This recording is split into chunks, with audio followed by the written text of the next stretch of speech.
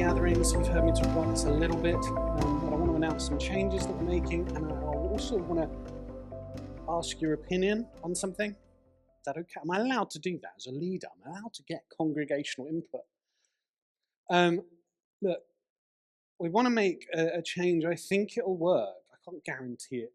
So what we're going to do is we're going to trial something occasionally for 6 months. The issue here is if it doesn't work for 2 months, it's probably not worth carrying on. But we are making some changes. But to do that, I want to give you some information. Is that all right? It's from the Bible. It's scriptural. Happy days. If you're new here, welcome. We have been on a journey to become an alternative, innovative community. We're leaving the church that we've inherited to become the church that Jesus intended. And a big part of that is this AIC. It's this idea that actually we're not called to Christianize the world. And research shows us that doesn't work. You can see that in action, full play in evangelicalism in the United States at the moment. I went there because I'm not being recorded. Oh, I am being recorded. Joel, get rid of that last statement. I've just realized I am being recorded. Sorry, it's one of those things. So part of that is actually not trying to influence society, but actually becoming an alternative humanity together that is so attractive to other people that they either want to join it or they want to emulate it where they are. It's far more biblical and effective from our point of view. So we're excited by that. We also believe that we're called to be something along the lines of one of the safest places in the UK, certainly in Malvern. And we want to be a place where people are restored physically, emotionally, and spiritually as well. So, gatherings. I'm excited by this one because it is time to move forward. Let me get it in the right format and we'll move forward. When it comes to gatherings, it's a weird one because we've always done them the same way. Pretty much whatever denomination you go to within reason does similar things, right? My issue with that, and if we're honest, it should be our issue, is that we already know that the impact of us as Jesus followers in the West, the impact of that in a positive way is negligible.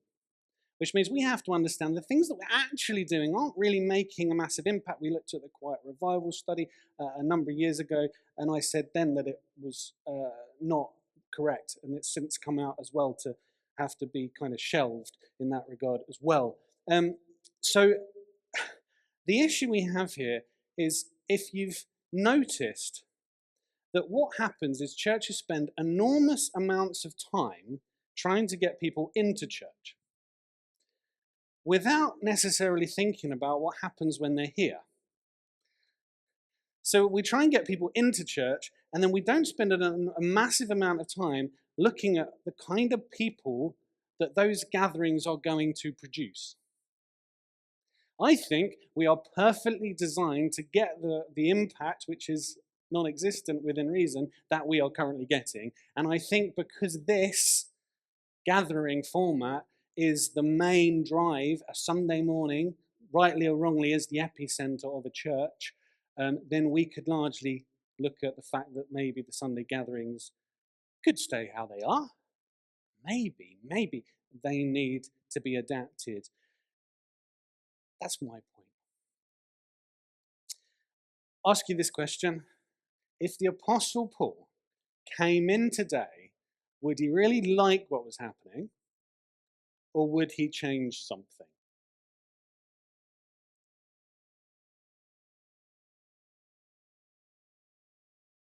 I would literally give him the mic and we would all freak out. But I have no doubts about it.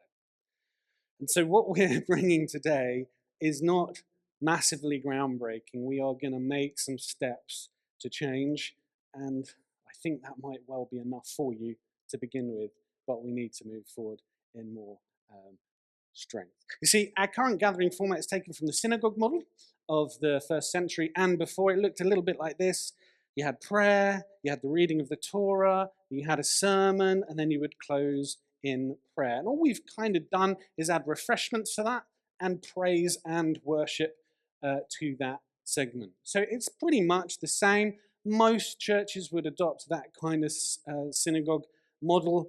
And but what's interesting is the first followers of Jesus didn't. Yet we do today. It's weird, isn't it? So actually, when we look at history and we look at how they set up, it wasn't like this particularly. Now, if anybody is going to look at this today, I said this last week, I think, my friend Jock, I took him to church.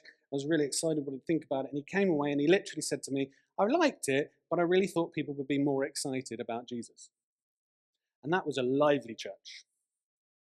So that surprised me. I've never forgotten it. What's really interesting is we probably have more in common with the first century synagogue model than we think, because one of the complaints about the Jewish people was there was not a lot of joy amongst them, which I found sad and funny at the same time. So, now if anyone was going to stick to the synagogue model, the way of doing gatherings as a church community, as first followers of Jesus, it's going to be Paul, actually.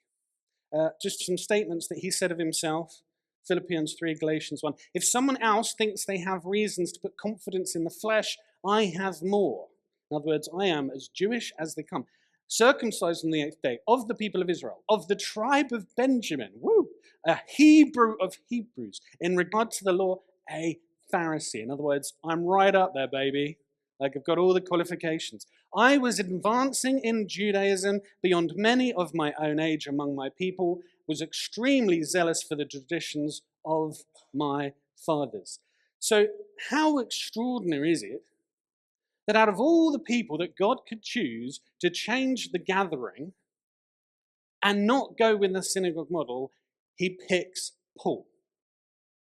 The one person you would think that would carry on that model, and yet Paul doesn't. Instead, what he does is something cool. He takes what was already familiar to that community, to that world, the Greco-Roman, something called a symposium.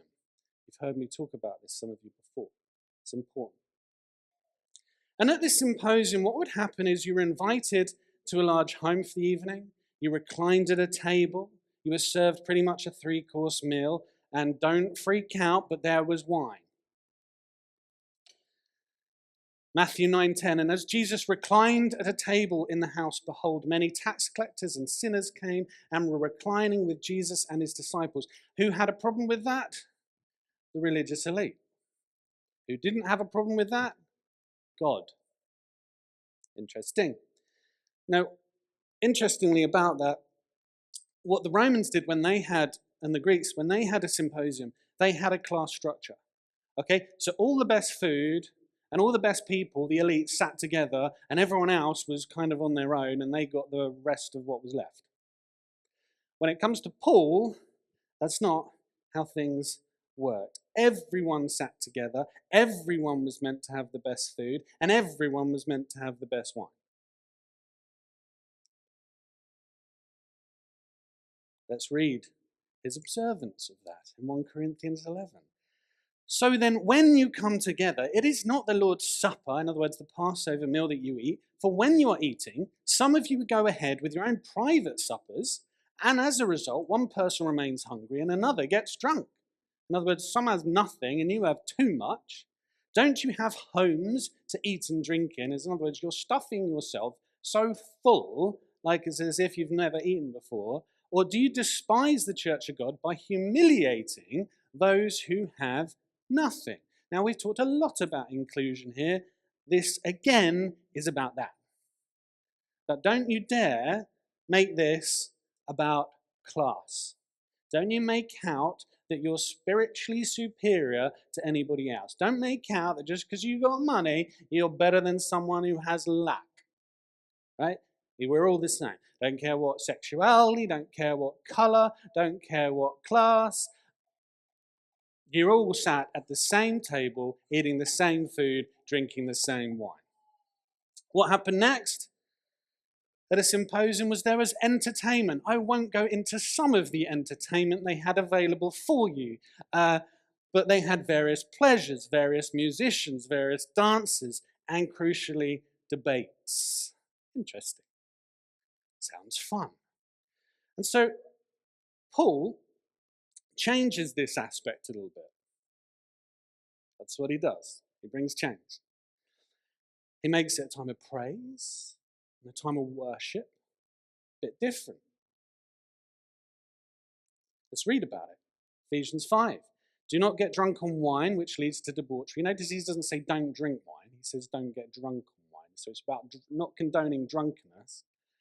Instead, be filled with the Spirit, speaking to one another with psalms, hymns, and songs from the Spirit. When we sing, let's just make this point, we sing to him directly. Actually, scripturally, there's a point of coming together, and I think there's something powerful, is we're declaring this together to one another. The beauty of doing this with each other, rather than the rows and staring at the band and having our singular moment, independent, individual moment with God, is there is a communal aspect to this. Sing and make music from your heart to the Lord. You do not, I don't know if you know this, you do not have to sing what is on the screen. You can sing whatever you like to Jesus. Not too loud, because it'll be really annoying. And when it says bring your own song, and it says bring your own lyres and all that, no, don't do that. Not yet. We're not there yet. If everyone brought a musical instrument, we'd be in trouble. And if I see a tambourine, I'm leaving. Okay. Sorry, Dave. Always giving thanks to God the Father for everything in the name of our Lord Jesus Christ. So it's important to note that these weren't services like today. They are, can I say, fun? Can I say they were free? Can I say they were organized but fairly fluid? Tertullian in the late 2nd century had this to say about them. After the bringing in of water for washing the hands and lights, each is invited to sing publicly to God as he is able from his knowledge of Holy Scripture or from his own mind. Thus it can be tested how he has drunk. He's taking the mick. He's saying that some people have clearly had too much wine. Obviously, Paul is not condoning that, but it does tell you one thing. These were celebrations. I would like us to understand that actually there is a form of reverence which is not be still and be in awe, but it's to be in awe and be lively. There is a celebratory reverence that I think we don't see in the church within reason. And when we do see it, it's more about entertainment and manipulation and emotionalism than actually just relax. You'll know that here. We're not going to try and pump up everything, but if God wants to press in, we might do something slightly different. The next thing that happens is after dinner speeches. They would talk about anything, religion, politics, philosophy, and obviously at this moment, we hear from Philo, the president, he says, discusses some question arising in the Holy Scriptures or solves one that has been propounded by someone else. His instruction proceeds in a leisurely manner. Doesn't say he puts a frock on. Doesn't say that he's dominating everybody. Leisurely manner. It's a calm, it's a social event. It's a reverent but celebratory feast. He lingers over it. In other words, he goes on a bit. And if you're anything to know about Paul, he went on so long someone fell asleep and fell out a window to the point he had to go down and raise him from the dead. And then he still didn't get the message. And he got upstairs and he carried on till very early in the morning. It's just like, you killed one person speaking too long, and it seems like it's not enough. I don't know about that, but there we go.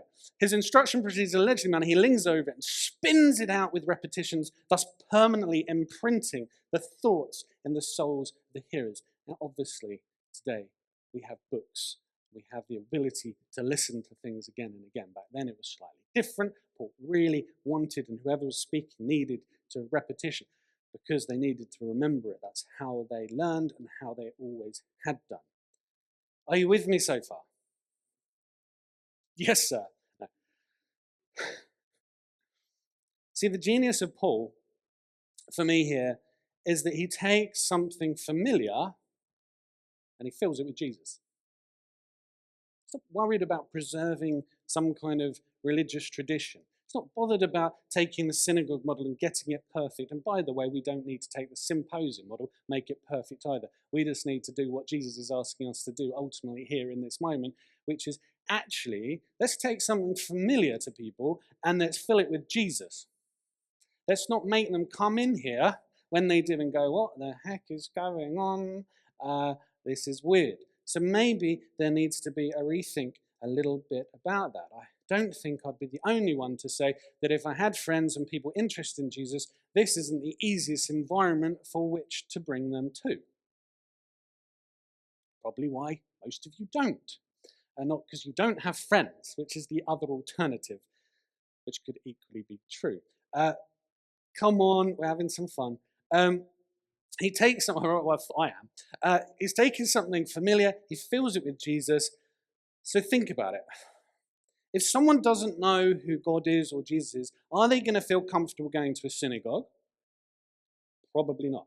Are they going to be okay going to a symposium model that's a meal where you get fed, there's wine, there's people speaking? Probably okay with that. It's not rocket science. So Paul doesn't change the gospel, he changes its packaging. We can get very funny about as Christians that when we change something, it feels, too much for us. But actually, it's important. So kind of this symposium model is a terrible AI image. Look at Jesus playing the gives you an idea of some celebration. Reclining, having a look, they've got candles. They didn't really have them either, but let's move forward. Makes me laugh every time. 5 things. It's familiar. Everybody, wherever you come from, you kind of know what a symposium is.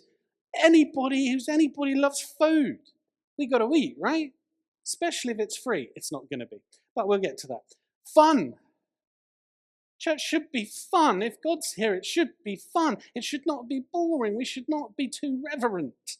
That is not what this is. Some weeks, maybe. Every week, no. 4, fundamentals. What do I mean by that? It's a big word, weird word. I just mean that they talk about the fundamental ways and love of Jesus. How can we be more like him? What is God showing us who he is and how he wants us to live? That's the question. Any time that Jesus or anybody unpacked the scriptures, it was about how do we make this applicable for life. So it's not about, necessarily, how exactly does this fit? And this is what the Bible says. Well, no, it's got to be practical. If you have a theological viewpoint that you can't make work for the person in front of you, you need to rethink it. Very important. Family. I know it's a different culture. I know if it's a different society and a different worldview, but we live in a consumerist, individualistic world, and that ain't going to cut it. And I've told you this, probably no one's going to struggle with that one more than me. Being around Christians even more than I am,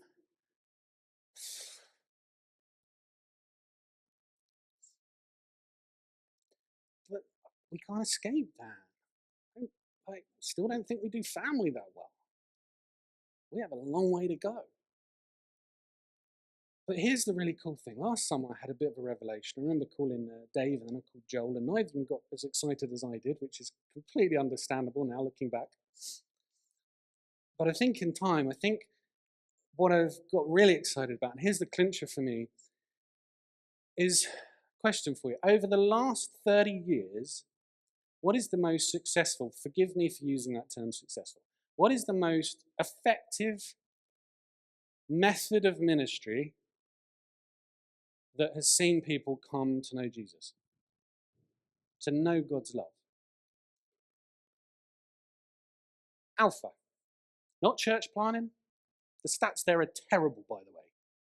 Awful. Church planning, moving Christians around ultimately dies within 7 to 8 years, pretty much verbatim. So if we take the church planning impact, if we take street evangelism, if we take evangelical events, none of them get close if you put them together to the impact worldwide of Alpha. Why? Because it's pretty similar to a symposium. Now, Alpha did not design it to be a symposium. I'm not even sure they still know that's kind of what they did. But it is, and it worked. Why? Because this idea, the principle, if you look at Alpha and what it is and what it's not, and I'm an Alpha baby, if you like. If it wasn't for Alpha, you can blame Alpha for the reason you're having to probably listen to me this morning. Why are people there at Alpha? Number one, why? People invited them, which means they're connected. There's a relational connection in place already. Why would people want to go? Food. People need to eat. Why did I go? I was a student. I like to eat. Someone was willing to feed me. I'm going to go. If I didn't have to stay too long. But then they had a hot tub. It was pretty irresistible after you just played football. Then what do we have? We have a short talk. Unless you listen to the videos of Nicky Gumbel, which are like 50 minutes to an hour long. They're long. Yes, very much so. And then you had discussion. So you were actually allowed to think for yourself. You weren't told what to think by some idiot at the front with a mic. Hey? You were able to have a voice. And that voice was respected no matter what it was. It wasn't, well, no, you're wrong because of this.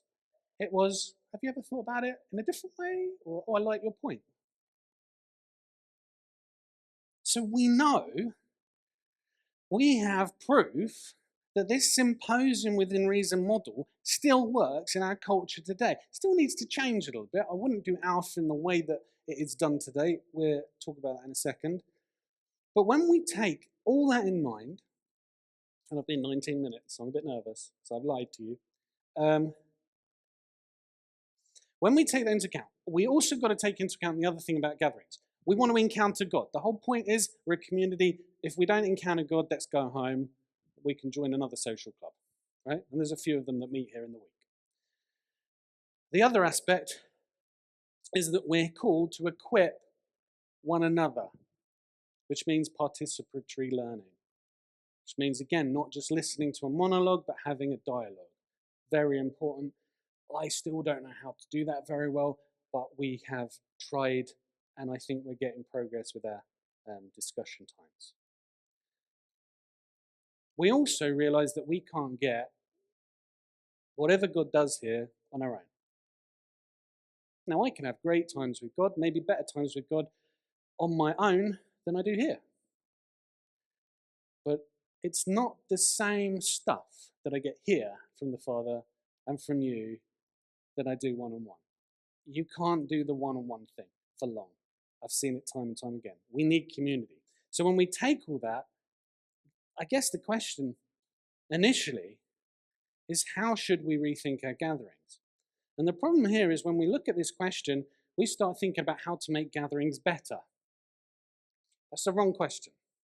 The right question is, what kind of gathering best forms the people Jesus is calling us to become? So we're looking at the outcome of the gathering, not just, well, we've always done church, just how can we improve it a little bit? Now, full disclosure, we haven't got the full answer for that yet. We're improving our gatherings in regards to creating a better environment for encounter, a better environment for equipping one another by making some changes to how we do things, but we're working in the background on this more and more and more. So, I'm just going to tell you some changes. Is that okay? No? Are we asleep? I know I've gone over 20 minutes, but come on. We are going to implement either monthly or bi-monthly feast celebrations. They are probably going to be at 4:30 in the afternoon. The idea there is it's a symposium model. You'll come in, we'll eat together. Maybe in here, maybe out there, maybe both. Depends how big the event is. Then there will be a talk, hopefully in a more TED style, biblical style, rather than an hour and a half sermon. Okay, why? Because after food, there's an exit point.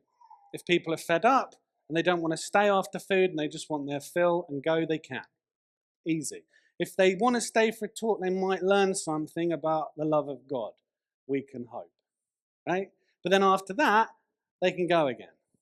Because what happens next is then we have praise and worship. Because I'll tell you this, and I've heard it numerous times, and I see it on people's faces, certainly when we do presence mornings, people wonder what the heck is going on. They come in, they do not understand worship. They do not understand it. So when their first impact and when they come in, it's praise and it's worship, it's very odd for people. Trust me, I still remember that experience. I wonder if that model is easier and better for people. So feast celebration evenings. We also know one thing that we're not doing great here, and we never really have done, is we want to tell people stories. You're encountering God, you are seeing God move all the time. So we want to bring in story and panel mornings. Story mornings where we'll hear from people, and also what I would like us to do is engage with wider community and have outside people come in, and we do a really great Q&A session with people that are not part of our community, and well, some that are, but some that aren't, where we get to hear from, like, we're close with the mayor, things like that, just to have a different perspective on faith and community. I think our seminars have, in the main, worked really well. We get to hear from two people on two different topics on a morning. You get a choice, you get an opportunity. It also grows individuals. The breakfast and ministry morning, I think, are working amazing. It just shows that you are hungry, which is great. We don't make any money. It costs us a fortune, so we're going to change how we do that, because we can't actually keep affording to buy you breakfast. We do need you to donate to that.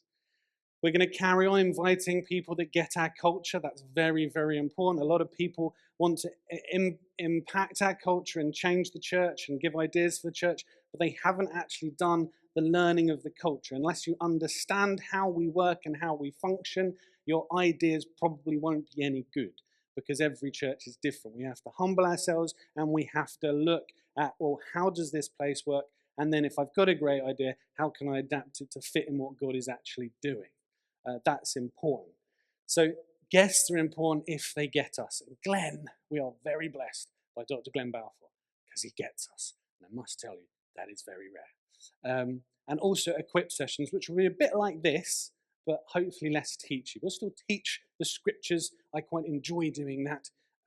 But in terms of, they've got to be practical to life.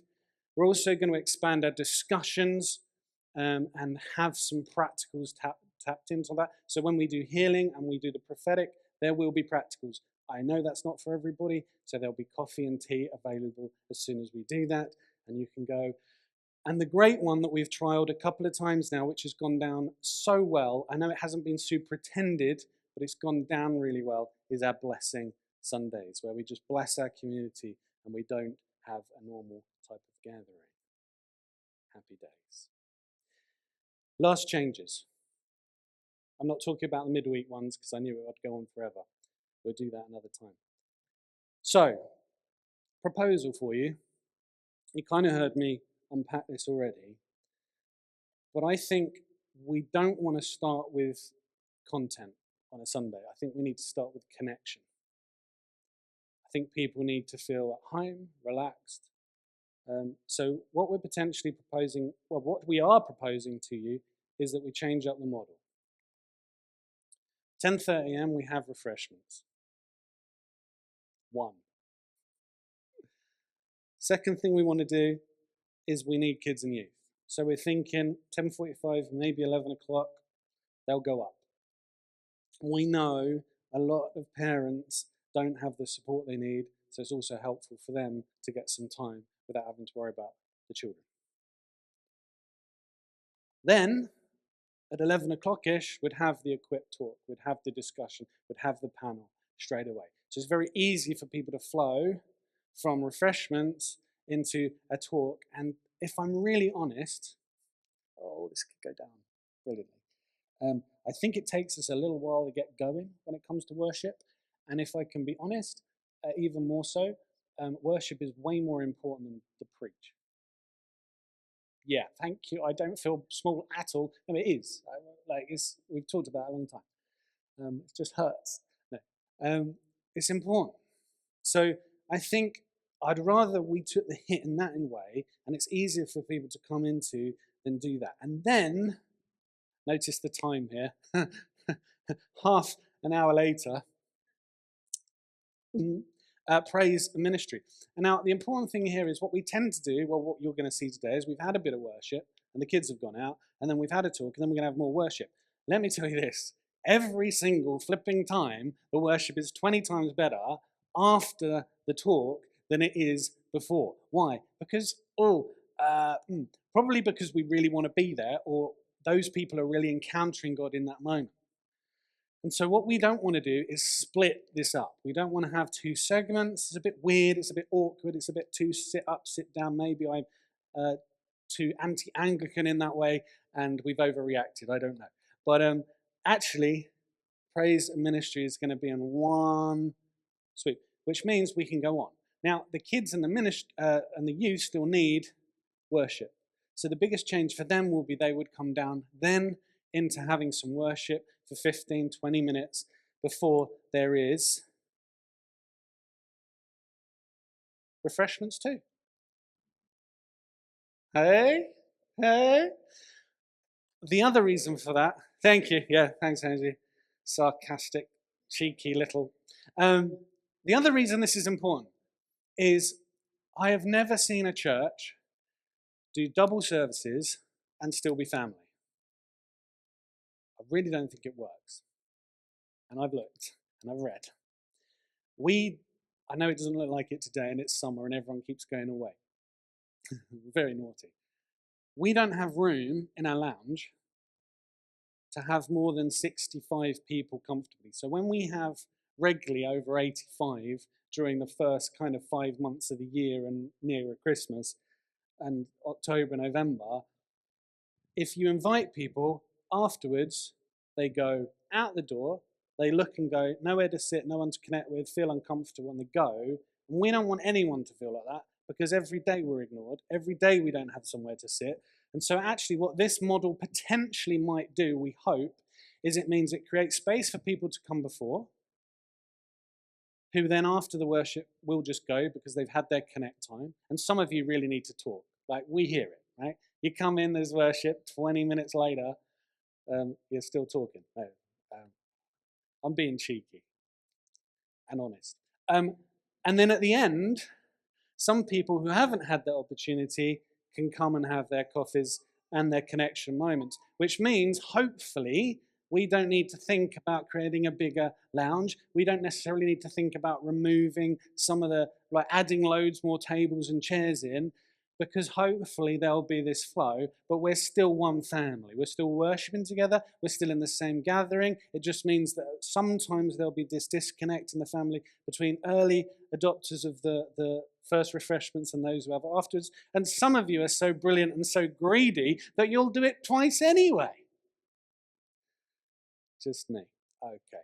So I want you to think about that. Can you pray about that? Can you, if you get a better idea than us, which I hope you do, tell us what you would do. I'm going to put it on our Eden Family Facebook page. I will email this out. Can you just have a think? And if you get ideas, whether we adopt them or not, can we have some? Just see what you think you might do better. I know that's kind of rearranging things, but hopefully you've heard the reason why we think that'll work. You'll see, and we can only say that as we go about adopting the AIC and all the communal impact of that in terms of economics, the new leadership setup, how we're going to do family, how we're going to do inclusion, all those things, this is a small part of all that. Okay, so I hope that has been helpful. I hope that is clear in what we're trying to establish here. And I look forward in due course in late September, early October, to start opening up all the stuff that you've told us to get on with and which ones we think are true for us as an AIC.